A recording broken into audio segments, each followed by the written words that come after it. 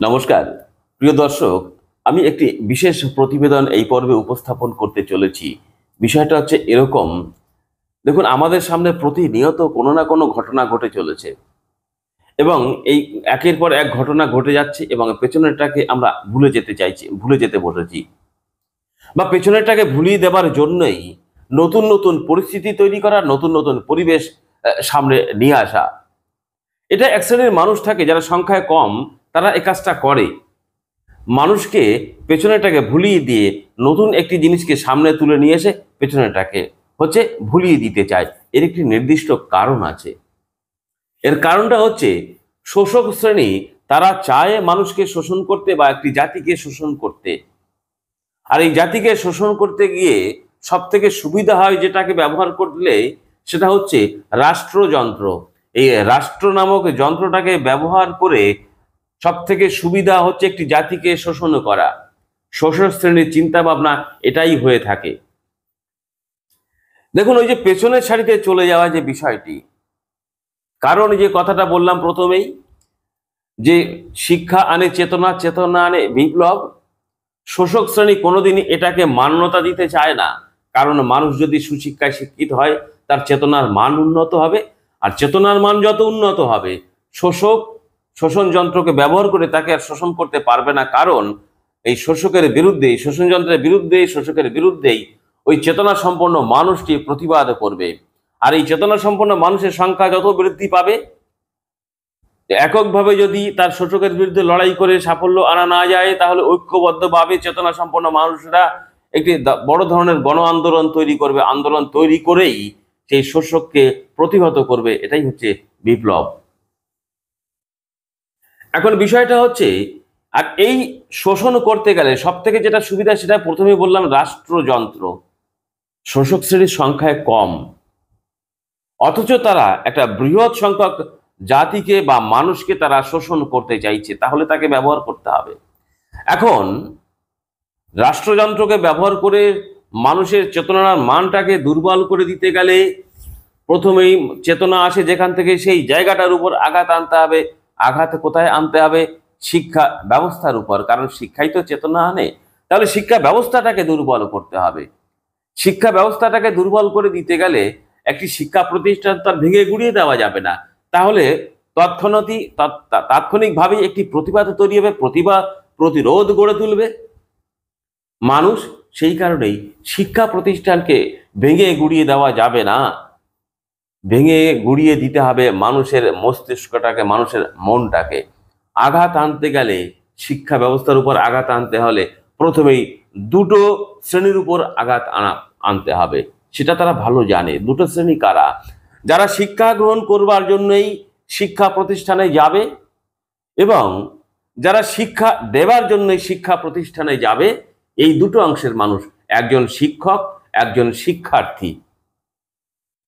তাহলে শিক্ষা প্রতিষ্ঠানে যারা শিক্ষা গ্রহণ করবার জন্য যাচ্ছে, তারা যদি পর্যাপ্ত পরিমাণে শিক্ষা দানকারী মানুষের সংখ্যা না থাকে, মানুষ না পায়, তাহলে সঠিক শিক্ষা থেকে তারা বঞ্চিত হবে। সেই জন্যই তো আজকে প্রায় 26,000 শিক্ষক শিক্ষিকা এক লপ্তে তাদের চাকরি খেয়ে নেওয়া হলো, তাদের চাকরি চলে গেল। সুপ্রিম কোর্টের এক নির্দেশের কারণে প্রায় 26,000 শিক্ষক শিক্ষিকা, অশিক্ষক কর্মচারী চাকরি চলে গেল। সুপ্রিম কোর্টের দৌড় দিয়ে তো লাভ হবে না, অনেকেই বলতে চাইছেন। কিন্তু রাজ্য সরকার, এসএসসি কর্তৃপক্ষ বা শিক্ষা ব্যবস্থা যদি যোগ্য অযোগ্যদের চাকরি তালিকা যদি সুপ্রিম কোর্টে জমা করতে পারতো, নিশ্চিতভাবেই অযোগ্য চাকরি প্রাপক যারা রয়েছে তারা বেরিয়ে যেত, আর যোগ্য চাকরি প্রাপকরা তারা থেকে যেতেন। শিক্ষা প্রতিষ্ঠানে শিক্ষক শিক্ষিকার অভাবটা কমে যেত, সেই পরিমাণে থাকতো না। এবং যে শূন্যস্থানগুলো তৈরি হতো, সেখানে নতুন করে শিক্ষক শিক্ষিকা, শিক্ষক কর্মচারী নিয়োগ হতো। স্বাভাবিকভাবেই পর্যাপ্ত পরিমাণে শিক্ষক শিক্ষিকা, অশিক্ষক কর্মচারী পেত একজন শিক্ষার্থী। সেটা পাচ্ছে না। অর্থাৎ এক ঢিলে দু পাখি মারা হয়ে গেল। আক্রমণ করা হলো শিক্ষা প্রতিষ্ঠানকে, আক্রান্ত হলো কারা? শিক্ষক শিক্ষিকারা, অশিক্ষক কর্মচারীরা, আর যারা শিক্ষা গ্রহণ করতে যাচ্ছে শিক্ষার্থীরা। স্বাভাবিকভাবেই এই যে আক্রমণের ফলে শুধু কি শিক্ষকরা বিপদে পড়লেন, একটা সমাজকে ধ্বংসের মুখে ঠেলে দেওয়া হলো নাকি? এই প্রশ্নটা আপনাদের কাছে আমার থাকলো। শুধু এটাই, শিক্ষা প্রতিষ্ঠানকে ধ্বংস করবার জন্য শুধু শিক্ষক শিক্ষিকার চাকরি চলে যাওয়া বা সঠিক শিক্ষা থেকে বঞ্চিত হয়ে যাওয়া, শুধু কি এই নীতি কি গ্রহণ করেছে শোষক শ্রেণী বা শাসক শ্রেণী? তা কিন্তু নয়।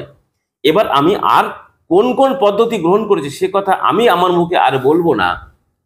একটি স্কুলের একজন প্রধান শিক্ষিকা এবিপি আনন্দের স্টুডিওতে এসে এই মুহূর্তে বাংলার সব থেকে বড় সংবাদ মাধ্যম এবিপি আনন্দ এবং পশ্চিমবঙ্গের বুকে সব থেকে বড় সাংবাদিক হিসাবে যিনি পরিচিতি পেয়েছেন সেই সুমন দে, তার সঞ্চালনায় যে প্রোগ্রামটি হয়, সঞ্চালক হিসাবে ওই প্রধান শিক্ষিকাকে যে প্রশ্ন করেন তার উত্তরে ওই প্রধান শিক্ষিকা তিনি কি উত্তর দিলেন, তিনি কি বিষয় তুলে ধরলেন, আর কথা না বাড়িয়ে আসুন সেগুলোই আমরা শুনতে শুনতে প্রতিবেদনটা শেষ করব।